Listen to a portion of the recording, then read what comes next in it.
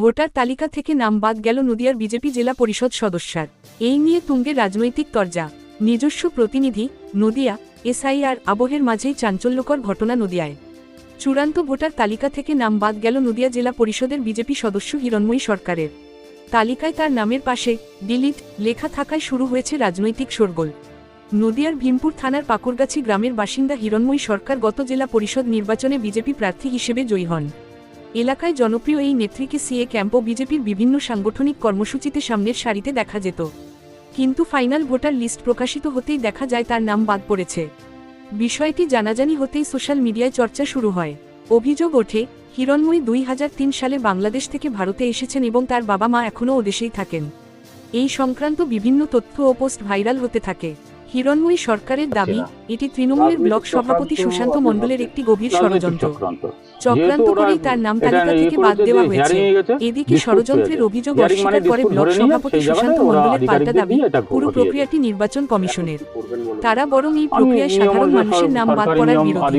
হিরণময়ী বাংলাদেশি হলেও তার ভোট বাদ পড়ায় তারা ব্যথিত এবং চান না কেউ নাগরিকত্ব হারাক। এই ঘটনায় জেলা জুড়ে সৃষ্টি হয়েছে তীব্র চাঞ্চল্য। একজন নির্বাচিত জনপ্রতিনিধির নাম কিভাবে ভোটার তালিকা থেকে বাদ গেল তা নিয়ে প্রশ্ন উঠতে শুরু করেছে। আমার নাম দিলীপ সরকার, দিলীপ কুমার সরকার।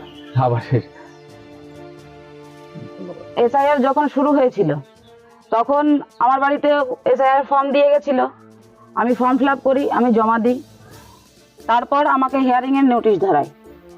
আমার মনে হয় হিয়ারিং এর নোটিশ ধরিয়েছে আমার হাজবেন্ডের আমার ভোটার কার্ডে ওর মিডিল নেমটা কুমার নেই এবং ওর ভোটার কার্ডে কুমার আছে। এই কারণে আমার মনে হয় আমাকে এসআইআর এর নোটিশটা ধরায়। তিনি যে নিয়ম আবার বেঁধে দিয়েছে, আমি সেই নিয়মে আবার চলবো। আমার কাগজপত্র আমি আবার অ্যাপ্লাই করবো, আমার সমস্ত রকম কাগজপত্র রয়েছে। আপনার নাম? হিরণময়ী সরকার। কি পদে আছেন?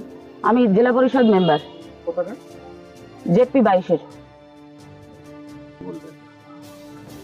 আমার ধারণা ব্লক প্রেসিডেন্ট সুশান্ত মণ্ডল এটা করিয়েছে, আধিকারিকদের চাপ সৃষ্টি করে এই কাজটা উনি করিয়েছেন যাতে আমার নামটা ডিলিট করে দেওয়া হয়।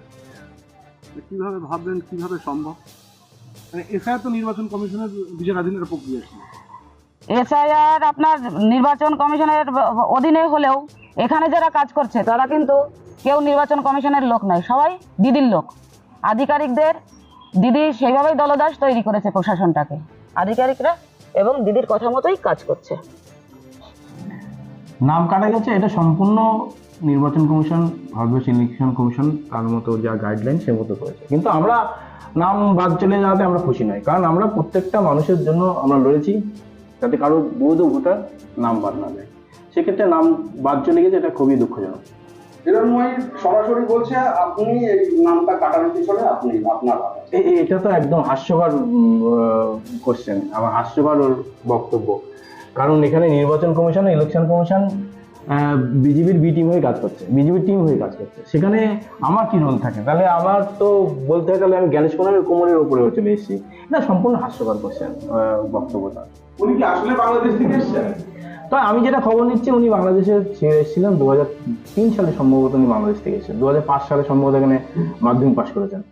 ওনার বাবা মা বাংলাদেশেই আছেন, ছিলেন আর কি। এখন